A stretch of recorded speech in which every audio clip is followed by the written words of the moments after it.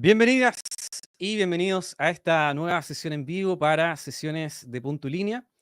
Estamos muy contentos de traerles la 10ª sesión ya de este ciclo de conversaciones con distintos expositores del área de la arquitectura, de la construcción digital y del modelamiento. Así que muy contento de estar en esta 10ª sesión ya junto a ustedes. Vamos a estar hoy día con un gran invitado, la verdad, como siempre, un invitado de alto nivel, que es el señor Héctor Miller, quien es arquitecto de la Universidad de Morón, socio y director de Miller Co., y también es consultor en implementación BIM y director de un centro de entrenamiento oficial de Autodesk. Entonces, hoy Héctor nos va a estar contando su experiencia en implementación BIM, en capacitación, en entrenamiento, y cómo ha sido este camino desarrollando proyectos con BIM en una de las empresas líderes a nivel mundial. Así que le damos la bienvenida a Héctor, ya lo vemos, ya te escuchamos, Héctor, ¿cómo estás?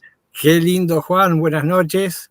Muchas gracias por la invitación. La verdad que es un placer estar acá contigo por la forma de decir las cosas, cómo lo contás, las velocidades y los contenidos. Así que el agradecido soy yo, Juan. Bueno, Héctor, le damos entonces la bienvenida a esta sesión. También le damos la bienvenida a todas las personas que ya se están conectando, invitarles a que puedan escuchar la experiencia de Héctor y además a que puedan ir haciendo preguntas. Vamos a estar leyendo las preguntas y vamos a estar haciéndolas a nuestro expositor. Así que, Héctor, para empezar un poco hablando sobre tu carrera, sobre tu experiencia, me gustaría preguntarte en qué lugar estudiaste, cuántos años llevas en esto, si nos puedes contar un poco sobre tu inicio. ¿Cómo no? Mira, al igual que muchos arquitectos acá en la formación en Argentina, empezaba por una formación técnica, si más o menos vos estabas enfilado. Yo de chiquitito quería hacer casas. De orígenes mi padre eran fotógrafos, nosotros trabajaron muchos años en el Parque Nacional Iguazú, y después de venir acá tuvo diferentes cosas, entre las cosas que tuvo una vidrería. ¿Y por qué te digo eso? Sí, claro, y yo iba a las obras agarrado a su pantalón, me subía a la camioneta y me paseaba por la arena, las piedras, estaba con la gente, ya chiquitito, ¿no? Porque a Buenos Aires vine eso de los 5 años, 6 años, así que ya de chiquitito andaba enredado con eso y la verdad que me encantaba.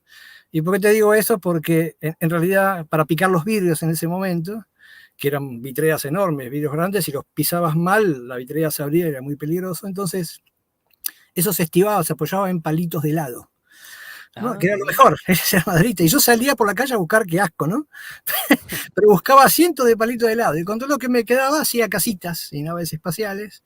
Así que ya de chiquitito tuve una focalización para el tema de la construcción y hacer cosas, imaginarse y verla construida, me pareció llamativo de entrada. Y obviamente hice una carrera técnica secundaria, que el título se llama Maestro Mayor de Obras, que es un título intermedio. Te da una habilitación para construir ciertos pisos, no es arquitectura, pero te prepara, y en ese momento te prepara muy bien. Obviamente, 100% tablero, ¿no? Un poco como comentábamos, todos nacimos con el tablero, y un poquito antes, ¿no? Había pues yo me recibí en el año 82.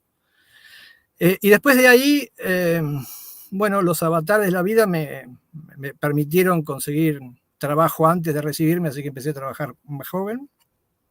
Y yo tenía a cargo unas obritas muy chiquititas, remodelaciones, como empezamos todos, ¿no? Con la cocina del vecino, el garage del otro, y bueno, y así fue increciendo las cosas, y en un momento tenía bastante trabajo, mi propio equipo de trabajo, y inmediatamente me puse a estudiar. Primero estudié en la Universidad de La Plata, tuve que rendir un examen y demás, pero me tuve que volver, porque ya tenía que,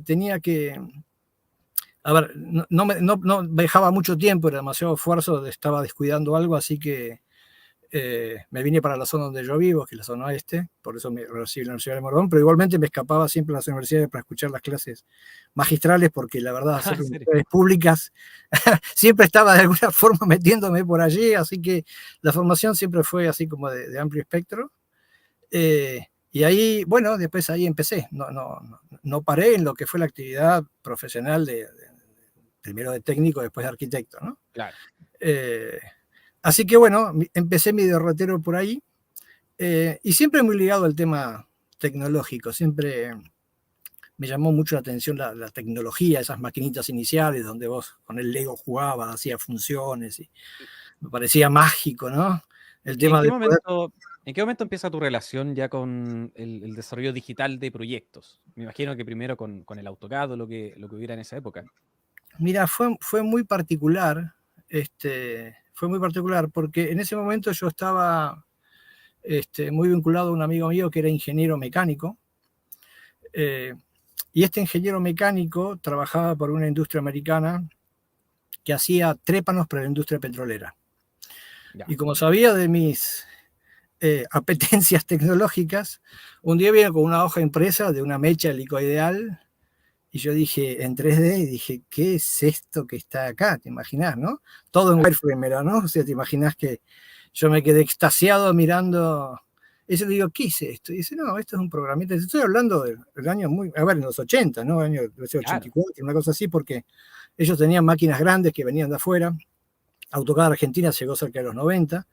Y yo tuve la oportunidad de toquetear, como era curioso de alguna forma, y como me invitó a la, a la empresa y no había forma de que lo hicieran arrancar y no sabían cómo dibujar y qué sé yo, empecé a meter mano y salieron líneas, salieron cosas y dijeron, ¿qué hiciste? No sé, pero salió eso. A ver, y se sentaron una gran cantidad de ingenieros para ver lo que hacía y empezamos. Así empecé. Ellos me dijeron, ¿no querés probar vos? Le digo, sí, pero si te lo rompo no es culpa mía. Le digo, pues yo de esto no sé absolutamente nada. Había unos manuales, a ver, enormes que eran, a ver, tomos y tomos de esos manuales. Claro. Y bueno, y así empecé dándole, a ver, lo que yo aprendía se lo daba a ellos y toqueteando hasta que, bueno, de alguna forma tuve una formación formal más adelante en Estados Unidos, cerca de los 90, que me fui a estudiar directamente allá, ya formalmente ahí en lo que era el 111 McKinney Parkway en San Rafael, porque tengo un tío que vive en San Francisco y vive muy cerca de ahí, así Ah, que ok. quedaba fantástico para todo tipo de cosas. Así que vivía en la casa de él, le afanaba el auto y me iba a estudiar. Y, Y ahí después empecé, o sea, prácticamente empecé de jovencito, digamos, teniendo las cosas muchas veces son por suerte, ¿no? Como muchas cuestiones que pasan en la vida misma. Así que tuve la suerte esa y después me focalicé porque me di cuenta, a mí me gusta mucho la enseñanza, la educación me parece que es prioritaria. De hecho, a Edu lo conozco así. Me pareció siempre fundamental poder transmitir. Me parece que es un tesoro que uno tiene que dar. Si lo podés contar más o menos claro, no te lo tenés que guardar y lo tenés que compartir. Coincido en este aspecto con mucha gente que hace esto, ¿no? Todos los que son docentes o somos docentes de alma de alguna forma, eso no hay moneda de intercambio con eso. claro. Y la verdad que fue fantástico porque rápidamente me asocié, digamos, a Autodesk. En un principio lo que era una figura que era ingeniero de aplicaciones y después tuve mi propio centro de entrenamiento hace un montón de tiempo. En el año 94 empecé con eso. Y ya después de ahí, no paré nunca, digamos, si bien hacíamos algunas cuestiones de obras y demás, ya lo abandoné completamente, porque esto es un mundo, a ver, interminable, ¿no? O sea, más te Claro. metes, más conoces y más podés dar, digamos, ¿no? Y Exacto. la verdad que así empecé. ¿Y cómo se da este viaje a Estados Unidos? ¿Cómo nace la idea? ¿Por qué? Ya, ¿Cuál era la razón? porque no había una formación formal acá, digamos, ¿no? Todas las formaciones que habían en Argentina eran informales, eran. Ah, Como me ok. contó mi primo, me lo contó mi tío, Autodex no estaba acá en ese momento, y yo logré contactarme de alguna forma con gente de Autodex y así me permitieron estudiar ya. Mi tío es matemático y daba clases ahí en la Universidad de Berkeley, así que conocí a algunas personas de por allí, me hizo los Ah, primeros contactos de alguna forma y yo pude de alguna forma acceder a eso. Podía haber trabajado, pero nunca quise quedarme allá, digamos, siempre me tiro volver para estos pagos. Pero bueno, la formación fue intensa, fueron otros años también en diferentes periodos.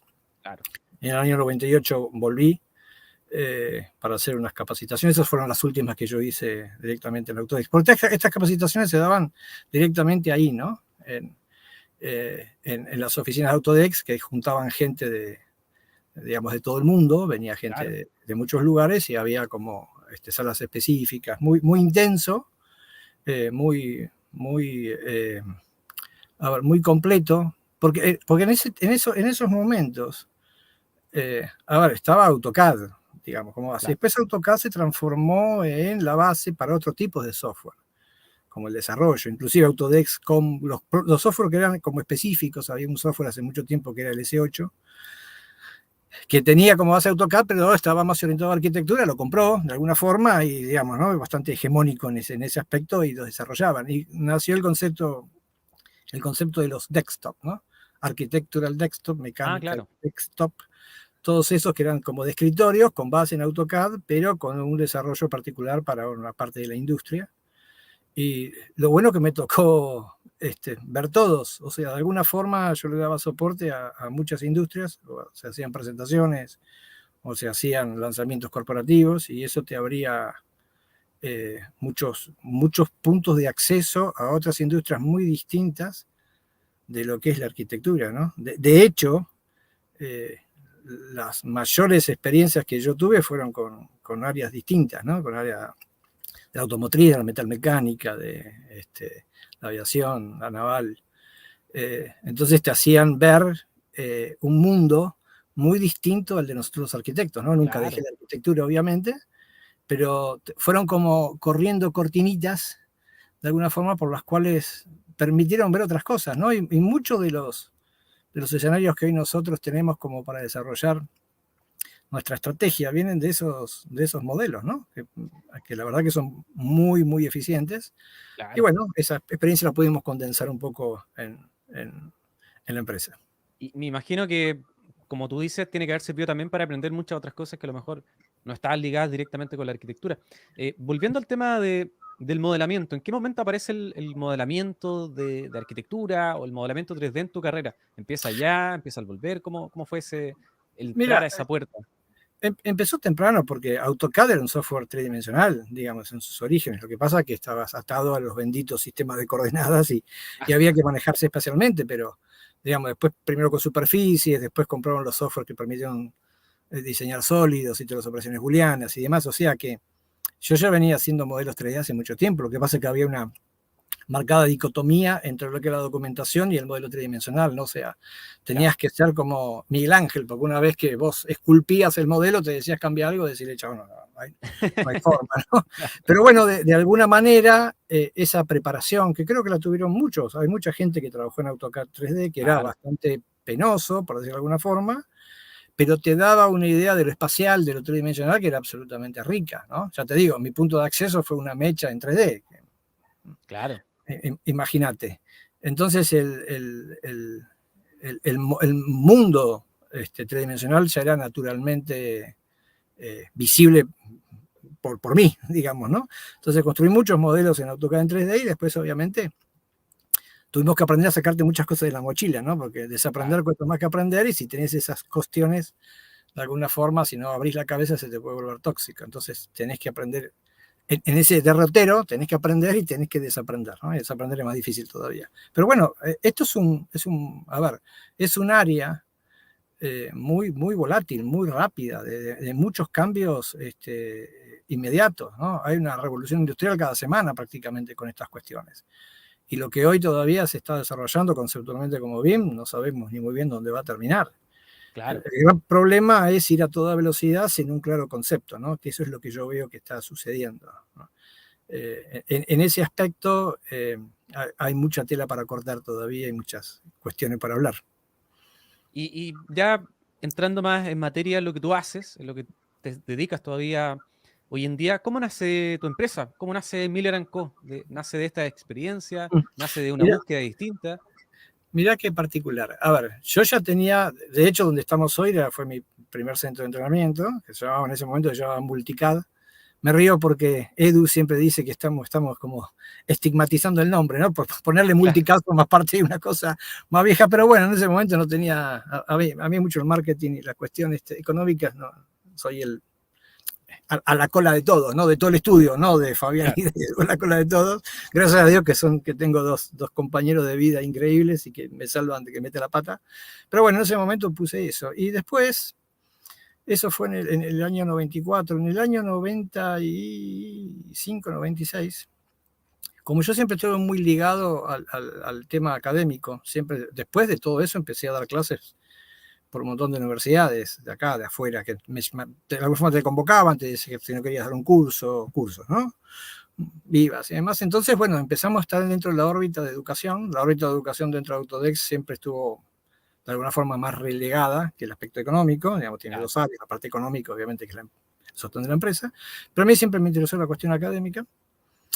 Y en esos momentos, Autodex pone las oficinas en Buenos Aires, las oficinas de lo que era la TAM, ¿no? O sea, todo lo que manejaba la región se ubican en Buenos Aires.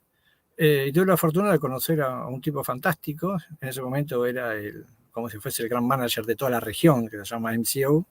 Se llamaba Alfredo Salas, un tipo bárbaro. Y después a otro tipo que se llamaba Martín Moreno, otro tipo fantástico que vino después, que me dijeron, mirá, la verdad, Héctor, que nosotros necesitamos desarrollar un plan educativo a nivel territorial y queremos que te hagas cargo. Así que me hice cargo de ese plan. Cerré mi centro de entrenamiento y la primera oficina la pusimos, de Autodex directamente, la pusimos en la Universidad de Buenos Aires. Ah, qué buena. Primero era una oficinita muy chiquitita para contar cosas y después la universidad estaba interesada en dar programas un poco mayores. Por ejemplo, en ese momento estaba en mucha eclosión lo que era arquitectura del desktop. Y yo entendía que mucha de la gente, como tenía que estar preparada para hacer software, por ahí estaba deficientemente preparada. Entonces tuvimos que dar otros tipos de cursos de capacitación para dar estos planes directamente. Claro. Hicimos un montón de trabajo en esta universidad y en otras. Estuve mucho tiempo por Chile, en la Universidad de las Américas, en la Católica, etcétera, también dando charlas y demás. Y en esos momentos me invitan para que yo dé clases en una de las cátedras, que era una electiva obligatoria, por llamarlo de alguna forma, que se llamaba DAC, que era diseño asistido por computador o algo por el estilo. Yeah. Y ahí lo conocí a Edu, dando clases, ¿no? Y me acuerdo que, claro, después de dar la clase mostraba, en la condición era que mostraba algo por lo que yo venía a hacer ahí, que era las cuestiones de AutoCAD, obviamente, pero que mostraba a los chicos para ir corriendo estas cortinitas, que había otro mundo que se estaba viniendo, ya un software específico. Muchos lo odian al EDT, yo la verdad que le tengo mucho cariño porque fue el germen de alguna manera. Y después tuvimos un taller, hay un entrepiso muy paradigmático en la universidad, que hay una de las cátedras, que es una cátedra de un arquitecto muy famoso argentino que se llama Roca, que es el 114 ahí arriba, que es un taller enorme, había un entrepiso. Y bueno, y ahí nos facilitaron ese lugar y estuve muchos años, intentando hacer muchas cosas. Hicimos algunos ejemplos de cruces horizontales y verticales entre las cátedras, con algunas personas que querían hacerlo, porque imagínate que Autodex va de retro, ¿no? Vos qué haces acá, de empresa, y teníamos el centro de estudiantes, y pues bueno, todas esas cuestiones que había que de alguna forma derribar en un principio. Y la verdad que estuvo muy lindo, pero bueno, había llegado su momento. Yo tenía muchos trabajos de consultoría afuera y dije, bueno, hasta acá no puedo hacer más que esto. Me llevó cerca de 9 o 10 años desencantarme de eso. Ya. Entonces dije, a ver, es más difícil, acá hace falta que dé un paso al costado y que venga otro. Lamentablemente después eso no se pudo desarrollar. Y bueno, yo seguía con mis trabajos de consultoría. Y bueno, la vida hizo que, pobre Edu, que me perseguía hasta abajo de yo soy un desastre telefónico, no contesto las cosas, pero no porque no quiera, porque vivo colgado de la palmera. No, me imagino. Es decir, tengo una capacidad de abstracción muy grande con las cosas y cuando me focalizo con las cosas pueden ser las 2 de la mañana y estoy...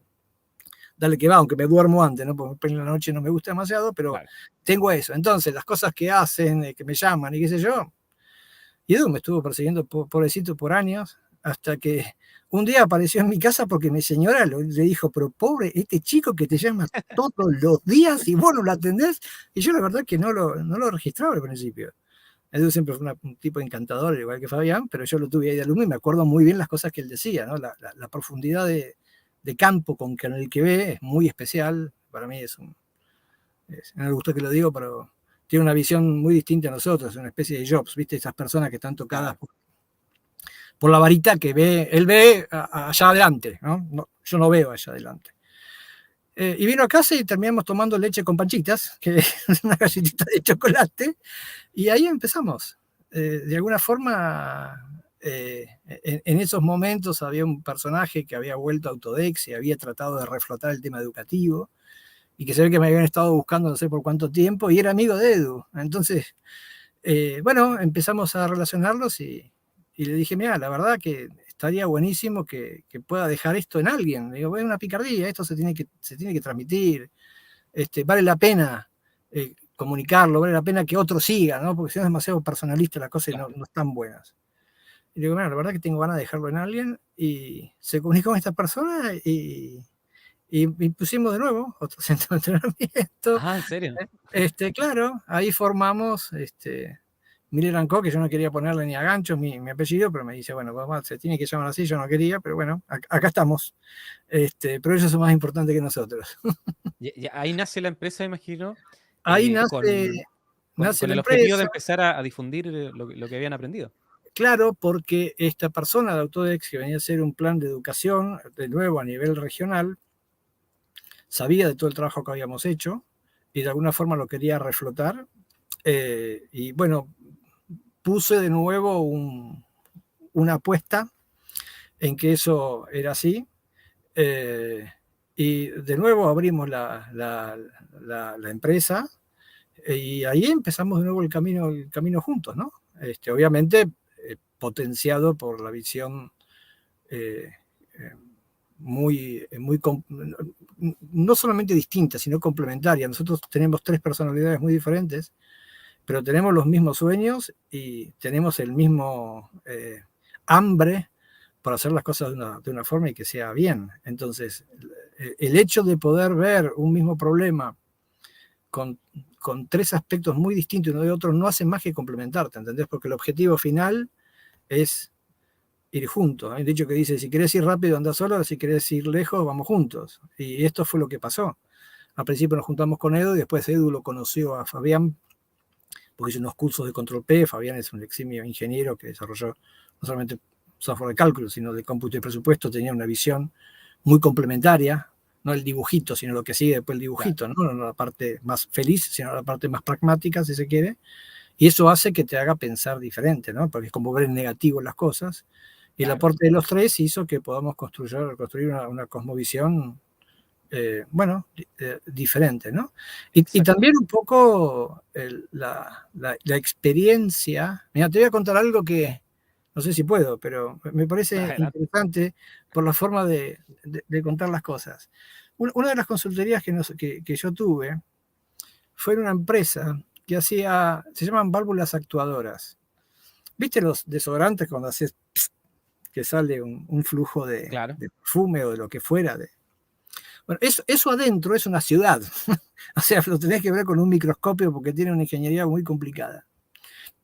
Imagínate que tendrá que ver con un arquitecto esto, ¿no? Claro. Entonces yo empecé a capacitar a esa empresa, al principio en AutoCAD, después en software de mecánica, en la Mechanical Desktop. Y después por esos tiempos nació un programa que se llamaba Inventor, muy distinto. Mechanical Desktop ya no tenía la base de AutoCAD, con una filosofía de modelamiento muy potente. Y eso me hizo a mí pensar en un acercamiento totalmente distinto al de la arquitectura. En la arquitectura vos ves la cosa construida. Y cuando vos haces esas válvulas actuadoras, lo que tenés que hacer son matrices, que en realidad no se llaman matrices para la industria del plástico, se llaman moldes, que en donde vos diseñás es el espacio vacío que después está llenado por Ah, una claro. inserción de plástico. Claro. O sea, este hecho de ver las cosas diametralmente opuesto a nuestra forma de pensar las cosas, a mí realmente me hizo una eclosión en la cabeza y me aprendí muchísimo, ¿no? Porque aparte, no solamente había que desarrollar el producto, sino que había que hacer las matrices, y la matriz te puedo garantizar de que es muy complejo, Claro. ¿no? Y bueno, ahí tuvimos la oportunidad de ver las cosas desde otros puntos de vista. Por eso, hoy por hoy lo que nosotros desarrollamos como estructura de datos, como conceptos, Beambox mismo, el acercamiento a esto, es un poco resolver procesos complejos en lo más simple posible. Lo más difícil es la simplificación, ¿no? O sea, Claro. para complicar estamos todos, pero para simplificar, como dice Fabi, las simplificaciones o los resúmenes son a la vuelta. Como yo te diga, decime qué te parece la película que vas a ver la semana que viene, es una estupidez. Entonces tenés que Exacto. tener esa maduración, tenés que tener, y de todos estos años nosotros pudimos colectar las experiencias de todo el resto de las industrias. Y un poquito por eso nosotros armamos los modelos de una forma muy diferente, porque La única industria que no construye por partes y ensambles es la nuestra. Claro. Cuando en realidad el resto de las industrias nos llevan 20 o 30 años conceptualmente BIM antes que nosotros, ¿no? A nadie de ellos se les ocurría hacer un archivo que diga avión, un archivo que diga matriz, un archivo que diga auto. Cuando le preguntas a cualquiera de ellas cómo construye, te dice, ¿por qué? ¿Vos cómo lo construís? Y yo para construir una rueda tengo la tuerca, tengo la espiga, tengo la masa, tengo el eje, tengo la rueda, tengo la otra rueda, el otro lado, tengo el... ¿Cómo se hace? Y cuando le preguntás a uno que hace aviones, decís, ¿vos cómo haces el avión? ¿Cómo? ¿Ustedes cómo hacen las cosas? Y acá yo tengo esta partecita que forma esto, que después forma esto, el ensamble más grande, que es una turbina, que acá tenés el ala. A ver, una plancha se hace así. Claro. Entonces, de alguna manera, el acercamiento a, vos que hablaste de modelamiento, a modelar, no puede estar simplemente de la mano de modelo porque en AutoCAD era muy difícil y acá es muy fácil. Esto implica otro tipo de cambio cultural. El acercamiento de esto es un acercamiento desde la cabeza, no del músculo. Y creo que lo que pasó fue que, cuando esto eclosionó, los problemas que teníamos en el CAD los metimos adentro los problemas que teníamos en el tablero los metimos dentro del CAD. Pero no es un tablero electrónico. Claro. Es un CAD. Proponía otras cosas. Y hoy por hoy, las cosas que no se podían hacer tan fácilmente en CAD, las hacemos a toda velocidad en estas herramientas. Pero la herramienta no garantiza el concepto. Entonces, cuando te hablan de BIM, en realidad para nosotros ya ni quiero hablar del término, porque la verdad que hay por todos lados cosas que se dicen de esto. Es un acercamiento de estrategia, ¿no? O sea, estás dispuesto a cambiar tus procesos, estás dispuesto a dejar de lado las cosas que vos venís atesorando durante tanto tiempo, querés realmente sacarte la mochila y poner otras cosas adentro, pero el trabajo de desaprender te va a costar. Y esto es una definición que viene de arriba para abajo, ¿no? Claro. No lo resuelve un modelador. Y esto es un poco lo que nosotros vemos. A mí me gusta la torta de limón, siempre bromeo con esto. Me encanta la torta de limón. Si vos ponés torta de limón en Google, te aparecen no sé cuántos millones. Pero si vos pones BIM Manager, aparecen 100 millones. No puede ser que haya más BIM Manager que torta de limón. ¿Me entendés? No es lógico que esto suceda. Hay algo que dice que si no sos BIM Manager y confunden los conceptos, no sos nada. Y la verdad que no es así. Y en ese acercamiento de la cabeza, que no es tan común, que implica pensar de otra forma, acá tenés que pensar mucho y hacerlo procesalmente a toda velocidad, no le resulta simpático a todos, ¿no? Las mismas estructuras de datos que tiene la mayoría de los software nativos BIM de arquitectura, te proponen estos modelos que te dicen está todo en este lugar, y vamos todos contra ese, ¿no? Entonces, un concepto que está preparado para que cada vez más gente y cada vez más elementos lo alimenten e interactúen y se comuniquen, lo hace poner cada vez peor. Entonces, si nació filosóficamente para que esto de la comunicación y de la simultaneidad y qué sé yo, realmente prospere, generalmente estos modelos nosotros entendemos que en algún punto van a tener un riesgo de colapso, porque es como decir, nos tocó en algunos hospitales, ¿no? Que tenían que vincularlos con un tema de facilities management. Y la gente que iba a hacer eso decía, pero yo necesito hacer un mantenimiento de esta salita de cirugía bucal. Nosotros miramos el modelo y decíamos, mira, te traes la sala de cirugía bucal, pero te estás trayendo los 250.000 metros cuadrados de todas las cosas que no querés ver. Claro. A ver, no es lógico que las bases de datos se estresen de esa manera. Es como vos estás con una mochila con piedras y te dice, mira, tenés que cincelar esta piedra. Entonces, con la mochila cargada, llena de piedras, te agarrás una piedra, sacás el cincel, cincelás esa única piedra y volvés a poner. Y yo te digo, ¿no tenés ganas de sacarte la mochila y agarrarte la piedra sola? ¿Por qué sería esto de esta manera? Ahora, eso implica conocer de otras cosas y estar dispuesto a eso, ¿no? Los gerentes de empresa, los dueños de empresa, los BIM managers, generalmente siguen una estrategia un poco dictada por los desarrolladores de software, ¿no? que nosotros entendemos que hay una forma de hacerlo mejor, que es usando la cabeza y pensando de otra manera, ¿no? Uno lo podría justificar. Claro. Si yo abro cosas para que veas que no, por ahí no es el punto, uno lo puede justificar muy rápidamente, ¿no? Y estas cuestiones de confundir los conceptos generalmente te dejan en un mal lugar. Mira, hoy por hoy, calculo que tu audiencia, vos mismo, deben haber manejado AutoCAD y ¿cuánto hay dibujado en AutoCAD? ¿No? Muchísimo, casi toda la digitalización que tenemos hoy en día no está en formatos nativos BIM. La venimos heredando hace casi 30 años de formato de CAD. ¿Qué vamos a hacer con todo eso? Es de mala calidad, lo vamos a denostar, cerramos los ojitos y le decimos, si bueno, manejar las cosas 3D, o pensamos de qué forma yo te tiendo un puente y mientras vos haces la adopción, porque es todo un proceso, y es un proceso, no hay nada que sea difícil, pero vos tenés que estar focalizado.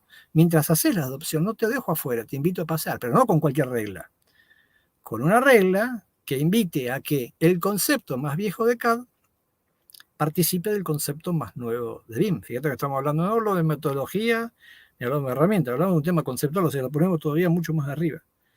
Entonces, eso necesita ser administrado. Y hoy por hoy se siguen enseñando de poner las cotas en el espacio modelo.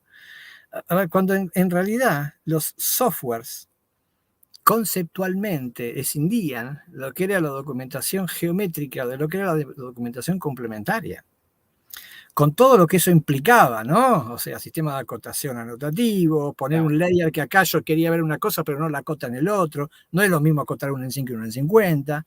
Y aparte, ¿quién es el que acota? ¿Una persona que es la misma que diseña? ¿O nosotros definimos esto como la división de la matriz de producción? No es que el que acote o haga el rótulo o ponga los tags no tenga que saber. Obviamente tiene que saber. Pero las jinetas de una persona que define diseño o estructura o realmente conoce el problema no son las mismas que una persona que pone cotas. No, totalmente. Entonces, no me hagas que yo utilice este recurso que es más difícil de conseguir en esto. Ahora, ¿cómo lo vas a hacer? E imagínate que esa transacción de información de toda la documentación que hay en CAD, en cuando vos le pusiste una cota ahí adentro, eso se tiene que comunicar con Revit. Porque yo lo tengo que ver con un espejo para que obviamente crezca un modelo tridimensional. Entonces yo puedo dejar a todos los todas las ingenierías, digamos, si todavía no se subieron, haciendo las cosas como ellos las hacen. Y después poner a un grupo de gente que con esas definiciones modelen, pero con esa inteligencia. Ahora, ¿te imaginas si esto está lleno de cotas y de textitos? Yo llego acá y lo que tengo es una gigantesca intoxicación. Claro. Entonces, no es responderse las preguntas de tu propio ombligo. Este es el gran desafío. Ya no estás solo, y en serio que no estás solo. Entonces, el acercamiento a esto tiene que cambiar porque los conceptos cambiaron y tenés que ser consciente de que eso es así, ¿no? Porque el salto que hay hoy conceptual, el salto que fue del tablero del CAD fue gigantesco, enorme. Pero tuvo una ventaja con respecto al nuestro, porque eso cambió físicamente, cambió de un tablero a una computadora, el cambio se notaba. Claro. El cambio que ocurre ahora es en computadora con computadora. O sea, parece que no hubiera cambiado nada.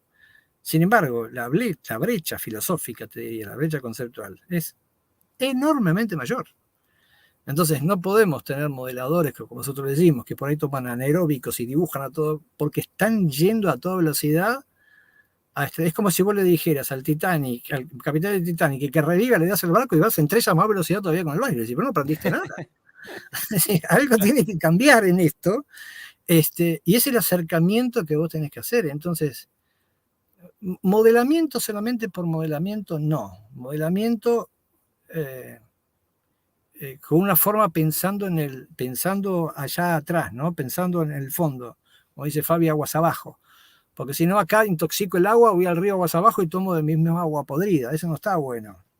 Exacto. Eso tiene que ser, casi te diría, ecológico, el modelo BIM, ¿no? Claro. Héctor, bueno, ¿te parece que leamos los comentarios? Han llegado varios comentarios y invitamos a la gente también a que siga haciendo preguntas. Tenemos a Gustavo Daniel Danco que dice, hola, ¿qué tal, Héctor? John Mamani dice, muy buenas. Raúl Salvatierra dice, buenas tardes, saludos desde Argentina. ¿Qué tal, Raúl? León Prim dice, saludos desde Panamá. Panamá. Saludos a Panamá. Alejandra tiene una pregunta, veamos si es que la puede responder o no. Dice que, ¿qué diferencia hay entre un experto BIM formado por Miller Co. y BIM Manager formado por el máster dictado en la Universidad Española? Me imagino que son los programas de estudio que tienen ustedes tanto en Argentina como en España. A ver, nosotros somos los directores académicos de un posgrado en la Universidad de León, en donde obviamente todas estas inyecciones de estrategias obviamente están inyectadas, y además participan otras personas complementando y dando las partes por ahí específicas por ahí de la herramienta, pero adscriptas de alguna forma al concepto, ¿no? O sea Claro. que eso es así. En cuanto a Miller con nosotros, en Buenos Aires, el 100% de ese BIM Manager está dictado por nosotros. Y también incluimos otros tipos de escenarios, porque al estar nosotros trabajando con nuestros mismos alumnos y gentes, muchas veces proponen cuestiones que desestructuran un poco el curso, pero finalmente son más ricas, entonces lo incorporamos y el crecimiento es mucho más dinámico, ¿no? Claro. Entonces, como justo nos estabas contando esta visión que tienen ustedes, uno si quisiera aprender o capacitarse en esa visión, tiene estas dos alternativas. Bien, obviamente que sí. Nosotros también estamos abriendo ahora nuestro canal Miller Co Pacífico. Así que creo que van a tener la posibilidad también de contactarse con nuestro canal, que es muy nuevito. Allí que va a atender a la zona digamos, de Chile, la zona del Pacífico. Así que calculo que después aquí mismo van a estar alguna data al respecto para que pueda contactarse. Seguramente, seguramente. Tenemos también a Yamaichi Gómez que nos dice, ¿qué opinas acerca de los programas digitales modernos tipo BIM y cómo visualizas el software aplicado a la construcción dentro de unos 30 Mm, años? Interesante pregunta. mm. Difícil pregunta, porque no, me parece que va a estar todo robotizado, todo digitalizado. Me parece que todo lo que sea realidad virtual y demás todavía le falta un tramo, pero vamos hacia ello. Las velocidades de conexión obviamente no van a ser las mismas que ahora, y el hecho de poder tenerlo, hoy de alguna forma se puede tener prácticamente la punta de los dedos los modelos, pero creo que va a ser mucho más rico, ¿no? Y me parece que van a haber otros tipos de estrategias. Hoy todo lo que sea inteligencia artificial que está asociado al desarrollo inclusive de ciudades o de propuestas urbanas, si se quieren, donde el análisis y las iteraciones que vos tenés que hacer los hace mejor una máquina que nosotros, porque hacen millones Claro, con nosotros por ahí, y nosotros podemos tomar de las mejores las que queremos. No es que eso lo va a resolver completamente, pero sí, digamos, hay una gran parte mecánica en la arquitectura que creo que se va a potenciar muchísimo, ¿no? La parte de las musas inspiradoras es una parte fundamental, pero hay mucha parte mecánica. Entonces, cuando realmente estas cuestiones mecánicas sean alcanzadas por procesos digitales que 30 años ni me imagino, a ver, el loco de Elon Musk en el 2024 quiere poner una estación en Marte y estamos acá nomás, y lo va a hacer, claro. ¿sabes qué? Lo va a hacer. ¿Qué va a detonar eso? La verdad que no sé, es muy difícil de pensarlo, ¿no? Pero unas cosas, por ejemplo, que me llamó la atención de algunas cosas que vimos, fue el tema de la seguridad, por ejemplo, ¿no? En donde, y eso ya existe, ni siquiera está dentro de 3 años, es ahora, donde ya no ponen vallas en alguna construcción, vas con un casquito, y ese casquito está conectado al modelo, y en ese modelo digital se ponen unas vallas digitales. Entonces, cuando vos te acercás a una zona en la que no puedes hacer pi, no sabés que no puedes pasar por ahí. Imagínate las cosas que se pueden sumar Claro. de todo tipo, ¿no? Me parece que los modelos digitales van a ser mucho más asequibles inclusive al usuario final, y fundamentalmente va a ir hacia el tema de lo que es o sea, tiene que terminar, hoy también tiene que terminar, pero espero que terminen procesos de facility management, o sea, mantenimiento y operación reales, ¿no? Hoy por hoy, lamentablemente, los modelos no son traslativos entre instancias. O sea, vos tenés un modelo de schematic design y ese modelo muere ahí, o se hace algo. Después sigue otro modelo que es el modelo de detallamiento, y ese modelo no es apto para construcción, o muy poco apto para Claro. construcción, y menos pensando en el facilities management, ¿no? Creo que lo que está cambiando es ese continuo, porque esto es un continuo, que nos deje en última instancia en estas cuestiones que sean realmente mucho más desarrolladas, ¿no? Me Ujú. parece que puede ir por ahí, lo que es inteligencia artificial, me parece que ni sabemos. ¿no? Claro, totalmente. Tenemos también a Juan Carlos Concha que dice saludos desde Arequipa, Perú. Así que ¿Qué tal, saludos Juan? también Un gusto. a Perú. Y tenemos una pregunta de León Prim que ya nos había comentado que venía desde Panamá. Dice, el concepto Beambox solo lo he visto aplicado a herramientas de Autodesk. ¿Es posible aplicarlo a un entorno OpenBeam? Se debe, Se debe. se debe, porque lo que sostiene Beambox es el concepto de la división de matriz de producción de partes y de ensambles.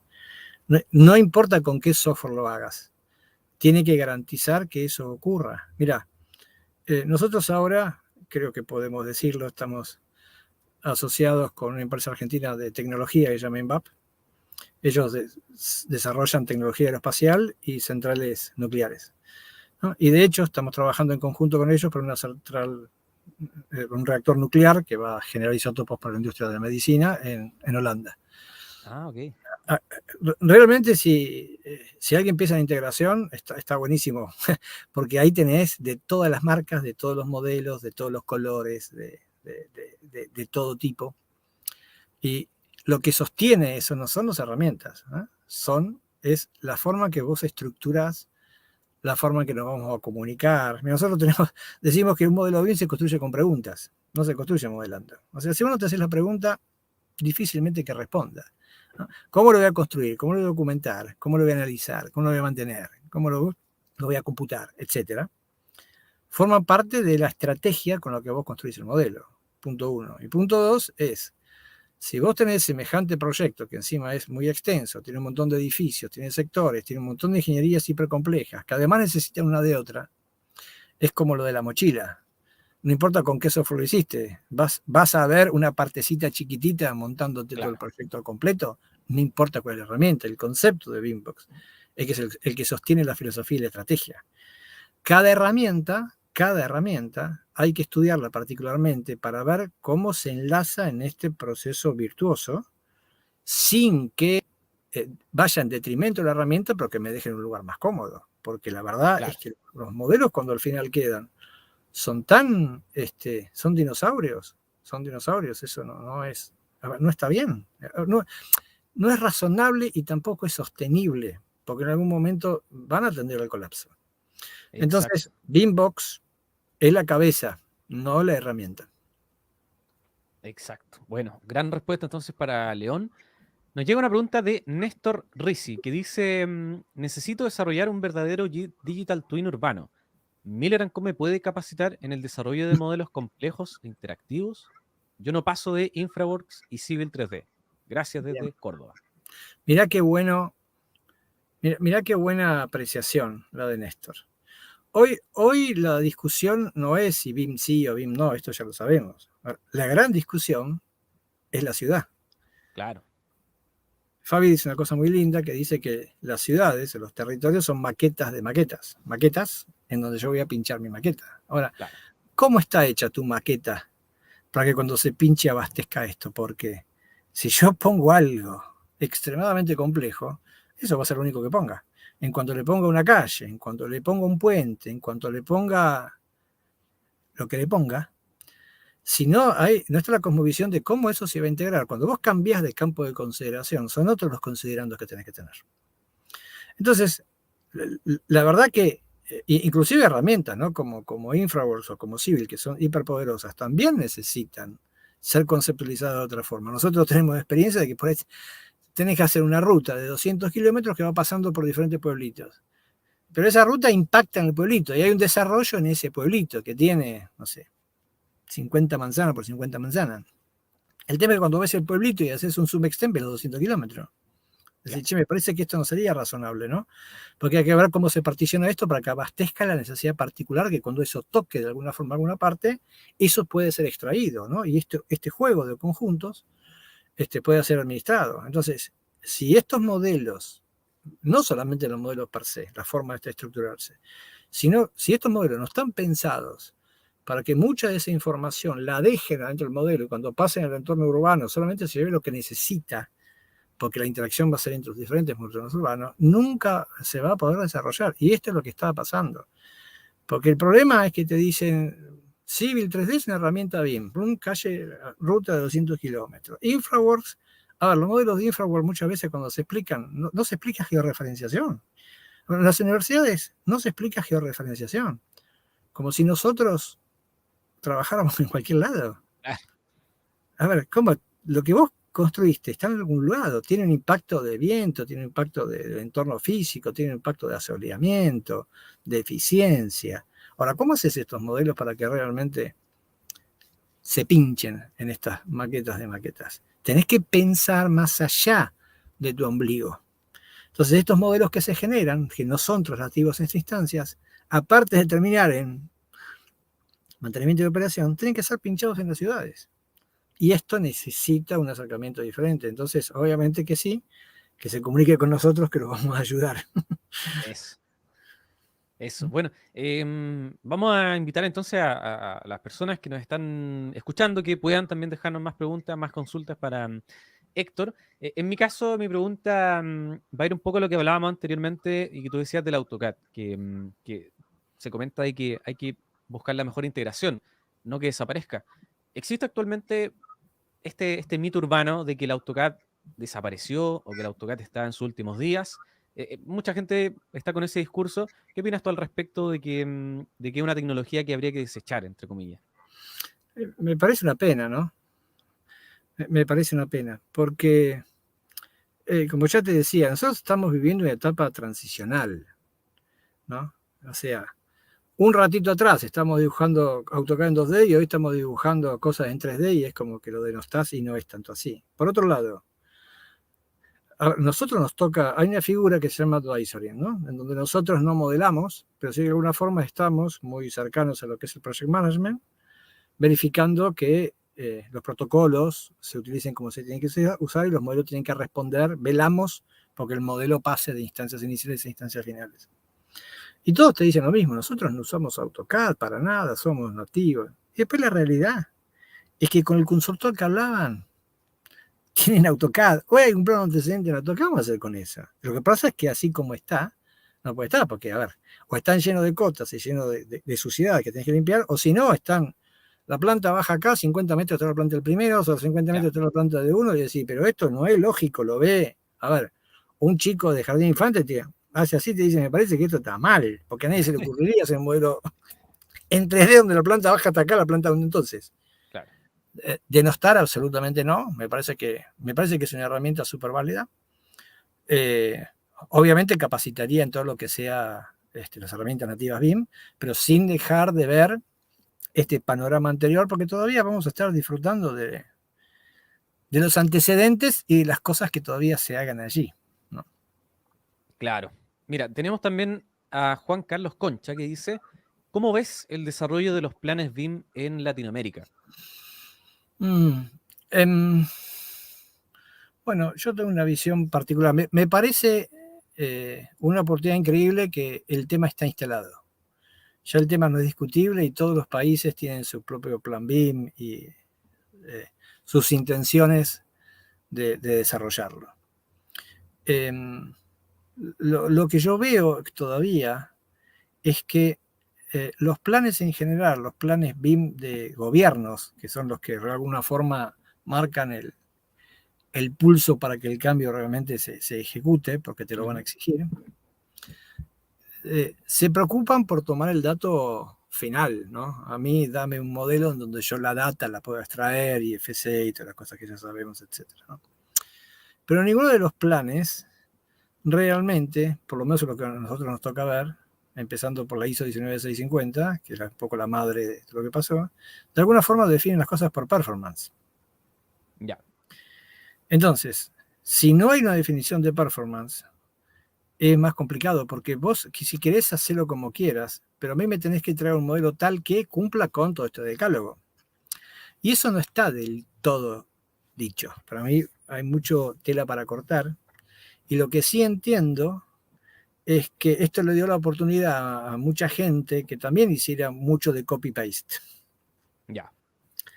Hay, me parece que una necesidad de ser más puntilloso. A ver, los estándares son gorditos, ¿no? Y después cuando vos ves los modelos que te dejan esto, decís, es dicotómico esto, porque vos decías Claro. todo esto Y acá no puedo hacer nada de esto. Entonces, hay algo que todavía no está funcionando, me parece, y va a haber que dejar pasar mucha agua debajo del puente todavía, ¿no?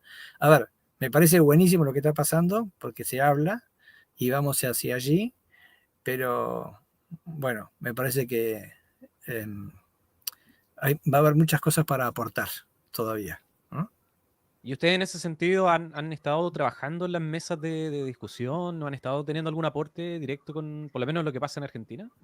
Sí, de hecho, nosotros somos parte del BIM Forum Argentina, así que obviamente estamos colaborando permanentemente y con otros BIM Forum de otros países también, cada vez que nos invitan y de alguna forma participamos, estamos dispuestos a charlar, teníamos muchas charlas con las entidades de crédito multilaterales, el BID, el CAF, etcétera. Y de alguna forma vamos poniendo nuestro granito de arena en lo que respecta a esto, tratando de concientizar de que en realidad los modelos generados tienen que realmente servir, ¿no? No ser Claro, simplemente unas cositas lindas que dan vueltas. totalmente. Mira, tenemos otra pregunta de Marcos Gagliardi. Dice, hola, he visto que existen iniciativas dirigidas al uso de IFC como base para una interherramientabilidad, dice Marco, para facilitar la producción y comunicación. ¿Qué piensas del uso del IFC? Mira, como cualquier archivo de intercambio tiene todos sus bemoles, ¿no? Obviamente hoy es el más difundido, pero está orientado fundamentalmente a que vos integres esos modelos en software integradores como Solibri, como Radis, etcétera, ¿no? Claro, Como otros hay. El problema es que hay una lectura muchas veces que el modelo IFC generado en un software tiene que pasar al otro software y vos de ahí lo continuás. Y esto no va a ocurrir. De hecho, no ocurre y tampoco creo que vaya a ocurrir. Porque si bien, digamos, las clases están definidas para todos los software con una plataforma única, no se comportan para nada igual, ¿no? claro. De hecho, esto funciona así. Lo que sí hay que pensar es que estos modelos producidos por diferentes herramientas tienen que ser integrables. Ahora, no me des por ahí un IFC, hay otras alternativas, pero Claro, mucho más eficientes. Te puedo garantizar que nosotros tuvimos experiencia con volúmenes muy grandes de información y el IFC directamente no pasaba por ahí, o sea, hubo que definir otras estrategias para que además, si el modelo que yo estoy recibiendo de alguna forma cambie, yo me entere, porque no soy el dueño de ese modelo. El modelo de claro, IFC, yo no formo parte de la autoría, no soy el owner, pero sí exacto. soy el usufructuador, de alguna forma me tengo que enganchar. Ahora, ¿cuáles son estos modelos de enlaces? Y al respecto de eso, creo que lo más importante, una de las cosas más importantes, es definir los intersticios, ¿no? Vos tenés, tenés una playa de ahí de software en donde ellos adentro resuelven muy bien las cosas. El tema no está ahí adentro.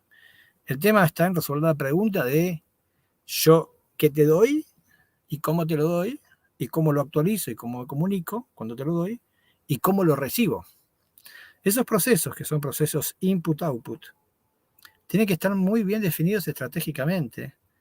Imagínate en esta planta nuclear, ¿no? Donde Claro. hay de todo tipo. A ver, no le puedo, no puedo.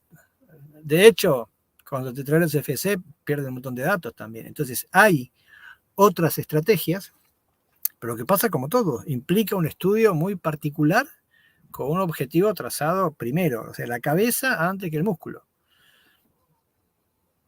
Claro. Mira, tenemos también a, bueno, León Prim que nuevamente nos comenta que dice, ¿de qué vale desarrollar un modelo BIM si las ciudades, en la mayoría de los países de Latinoamérica, no saben cómo encajarlo en sus sistemas catastrales? Bueno, mira, León, si uno hiciera los modelos bien hechos, aunque ellos todavía no estén maduros, en algún momento los vas a poder encajar. Yo soy de pensar en eso, ¿no? A ver, esto, la palabra es madurez, ¿no? Imagínate dentro de lo que son los sistemas catastrales. Hay tela para cortar, pero muchísimo, porque ahí estás hablando de colección masiva de datos, ¿no? Claro, La primera pregunta es, ¿qué dato se va a integrar? ¿De qué formato se va a integrar con los sistemas catastrales? ¿Y para qué es este dato? ¿No? de un edificio que tenga 40 pisos de altura, te vas a querer integrar la azotea para hacer qué tipo de estudio. Pero quizás necesites integrar los subsuelos y la planta baja porque se conectan con otros modelos que por ahí les sirve a la fuerza de seguridad, a los bomberos, etc. O sea, vos estás colectando información que tiene que ser muy bien articulada para que sirva. Obviamente, y este es el primer problema, que muchas veces nos caen ni siquiera donde tiene que caer. Claro. Ahora, en un país como Argentina, que es tan ancho, tan extenso, la ciudad de Buenos Aires, que tiene como superficie mucho más que algunos países europeos, tiene 3 fajas de proyección. O sea, la deformación que hay del planeta, si vos no haces en la faja que tiene que caer, tenés una gran deformación, eso ocurre en los extremos. Claro. Y acá no se decía en qué faja se tenía que proyectar, muchas veces en los estadios gubernamentales, que a nosotros nos tocó trabajar. Nosotros nos tocó trabajar para hacer todo un desarrollo que hoy día lo están usando, justamente de carga masiva de datos para lo que es la Dirección de Geodesia, que es el lugar donde nacen y mueren todas las parcelas de Buenos Aires. Y no se puede hacer de cualquier forma, y al principio es planimétrico. Y va a estar preparado para enchufar modelos 3D, pero no de cualquier manera. Con inteligencia que responda a las preguntas antes que el modelito. Cuando me das un modelito y lo pones acá, qué lindo tu modelito, le diste open, fatal error. Y no va a abrir. Exacto. Bueno, hemos estado dando respuesta entonces a muchas preguntas. Vamos ya con las preguntas finales. Tenemos a Luis Antonio Sanizo que dice, excelente charla. Quería ver su opinión sobre BDC y cómo se lleva con la ISO 19650. A ver, me parece que es fundamental. O sea, estas preguntas que nosotros decimos, una de las preguntas es cómo lo voy a construir, cómo lo voy a relacionar con el tiempo, con el costo, con el mantenimiento, etc. O sea, BDC no es solamente un diseño constructivo virtual, es mucho más que eso, porque es además para qué sirve todo eso, ¿no? O sea, obviamente que los procesos de construcción tienen que estar atados a los modelos para que yo le pueda dar un avancedor, una certificación, que pueda hacer diferentes tipos de análisis, etc. Claro. Y la norma, la edición de 650, en todos sus apartados, también de alguna forma van un poquito sobre este tema, ¿no? A ver, van a ser caminos que no se van a poder separar.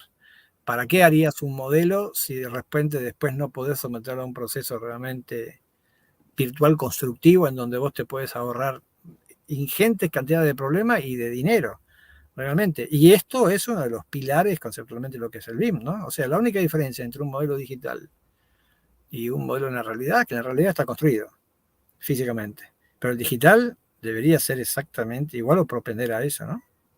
Claro, debería ser el objetivo.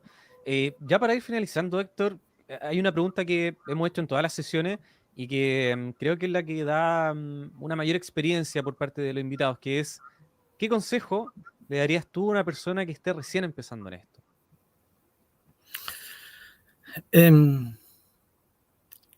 Que estudien, que se informen, que en algún punto hay que ser un poco transgresor, no seguir tanto las cuestiones a veces academicistas, porque hay mucho de eso que vale ponerlo en jaque.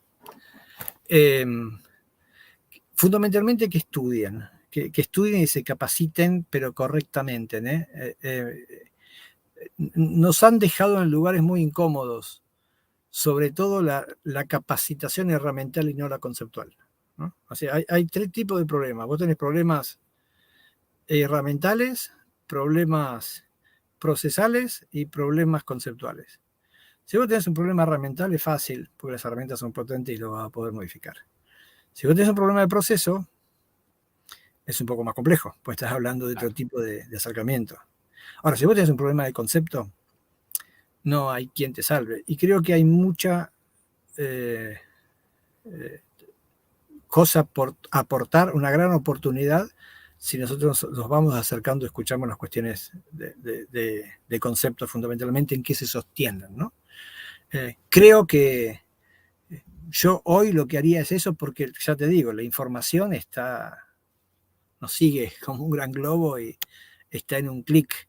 Nosotros no teníamos esa oportunidad, nosotros íbamos a estudiar las bibliotecas. Hoy todo está disponible. El problema es discernir que está todo, y está todo lo bueno y todo lo malo. Todo lo malo. Y si vos no tenés una capacidad de discernimiento, porque nadie nace sabiendo, podés tomar parte de lo malo y dejar, por escuchar otra cosa, parte de lo bueno. Entonces, que escuchen y que se capaciten, ¿no? De diferentes fuentes. Me parece que es lo que yo haría. Claro, bueno, y por algo lo dices, desde la experiencia. Tenemos ya la última pregunta de Jaime Guzmán Delgado, el BIM Manager Chile, que le mandamos un saludo, siempre está atento a nuestras entrevistas. Dice, ¿qué piensa de los modelos que se entregan por cumplir? ¿Alguna experiencia? Y a pesar de tener protocolos, no se construye de acuerdo a ello. A ver, ¿Alguna experiencia hay por ahí que nos pueda contar? sí, muchas. A ver, muchas. Me parece que Jaime eh, da dos temas importantes. Una es que me saco el modelo de encima y en vez de entregártelo como el testimonio, en una carrera de postas, Claro, el que hace el primer tramo no agarra el testimonio y se lo tira así, se lo da en la mano. claro, A ver, estos son testimonios, los modelos hay que dárselos en la mano. El pasaje es mano a mano y te hago un delivery de eso, te lo entrego. El entregar por cumplir es tirar el testimonio al diablo. Y después, alguna experiencia, muchas experiencias.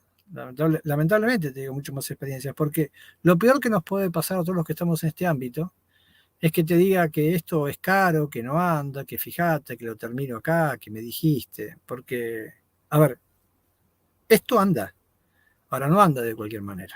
Entonces, necesitas tener la cabeza y la decisión de los que están por encima tuyo, lo que vos vas a trabajar, de hacer esto en conjunto. Y muchas veces lo que pasa con la parte protocolar es que es papel pintado. claro. ¿No? Bueno, Héctor, la verdad que me ha entregado mucha experiencia esta noche, Y mucha no abrí un solo información. archivo, no abrí un Claro, solo dibujito. Había mucho para mostrar, pero me pareció, a ver, increíblemente lindo poder charlarlo, digamos, desde otro lugar sin entrar en una cuestión demasiado técnica. Las cuestiones técnicas se resuelven, el problema son las cuestiones humanas, ¿no? Fundamentalmente exacto. es un problema de personas, fundamentalmente. Exacto. Y de repente en este tipo de instancias es mucho más valiosa la experiencia que el mostrar o el poder ver Ni algo. hablar, ni hablar. Así Sí, que, seguro que sí. así que te damos las gracias, Héctor. Estamos llegando al final de esta entrevista, así que muchas gracias por haber participado. Si Un quieres nos gustazo. deja unas palabras finales ya para ir cerrando.